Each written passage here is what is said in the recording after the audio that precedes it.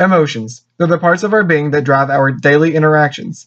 Not only are there a million different ways to express these emotions, but there are also just as many ways to express these feelings in our language. Why are emotions such a prominent part of our language, you may ask?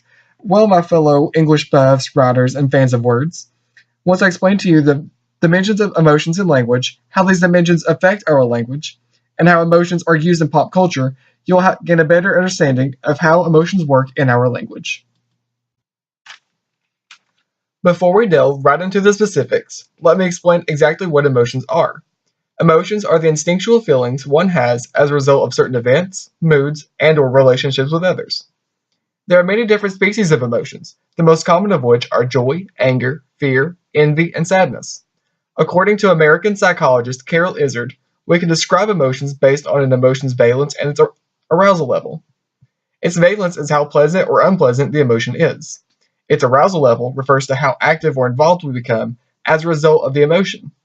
Izard placed various emotions on a plane according to their valence and arousal levels to create his dimensions of emotions model. Let's look at the model provided to see where different emotions lie. As we can see, emotions such as happiness and excitement lie in the quadrant of high arousal and pleasantness. The emotions calm and contentment lie in the low arousal and pleasant quadrant. On the more negative side, we see that anxiety, stress, and nervousness lie in the high arousal, unpleasant quadrant. And finally, sadness, depression, and fatigue all lie in the low arousal, unpleasant quadrant. Now that you have a better understanding of emotions, let's look into their role in language. Perhaps the most prominent use of emotions in language is tone. Tone is the attitude one has toward a subject or audience, and it's conveyed through a person's word choice or viewpoint on a matter. You may be most familiar with your parents' use of tone. Whenever you begin to do something they don't approve of, they may use a tone of warning or intimidation to convince you not to do it. By using this tone of voice, your parents are allowing their emotions to convey their feelings. Let's look at another example. Get off me. This sentence can be read in a variety of tones. This can be read in a violent tone, get off me, or a more playful tone, get off me. Because the circumstance of the quote are unknown, more context is required to accurately gauge what tone is being used here. Tone is powerful because it aids in helping us understand each other's emotions. When we understand others' emotions, we can begin to empathize with them. These emotional connections are used in literature to help the reader bond with a character in the story. Now that you understand how emotions are used in language, let's see how to identify these emotions in our daily lives. This will require a bit of emotional intelligence, or the capacity of a person to identify, comprehend, and control his emotions in order to adjust to social situations. Emotional intelligence can help you recognize others' emotions and empathize with them. By becoming adept in this skill, you can begin to more easily identify the different emotions and tones used in conversations and today's media. Let's look at some examples. Let's begin by analyzing a passage from a book. To do this, we're going to take any sentence in the book, analyze the words and the context of the book, and we're going to identify the tone based on the overall connotations of the words in the sentence. Connotations meaning the feelings often affiliated with certain words. Let's look at this passage from George R.R. Martin's A Clash of Kings. My son has no brothers, she thought, but she would not share her pain with a creature such as this. To provide context for this quote, Jaime Lannister has recently been taken prisoner by Lady Catelyn, and she is escorting him to King's Landing to trade his life for her daughter's lives. In this particular scene, Jaime and Lady Catelyn are having a conversation.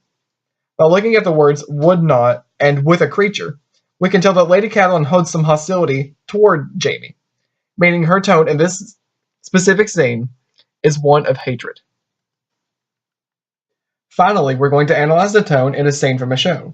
Movies and shows rely on spoken dialogue as well as the emotions created by the actors to convey the tone.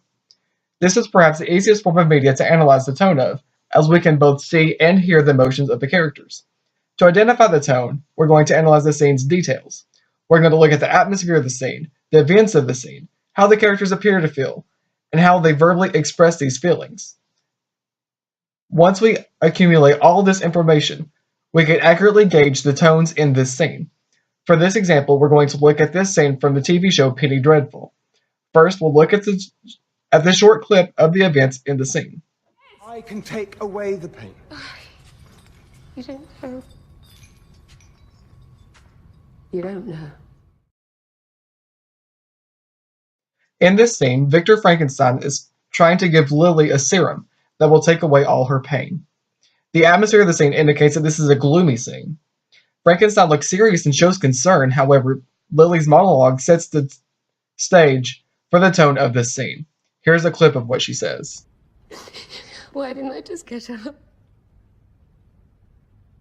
That was all I had to do, just get up. Get up! We can tell by the look of heartbreak on Lily's face and the pain in her voice that she is expressing grief. What is she grieving exactly? Well, later in the monologue, she reveals that she lost her baby daughter, and she blames herself for the death. With all the information in hand, we can tell the tone of this scene is one of heartbreak and devastation. Now that we've covered all there is to know about the effect emotions have on our language, I hope we all are able to use this knowledge to become more aware of the emotions around you. And for you writers, I hope you're able to add depth to your writing with this newfound knowledge. Thank you.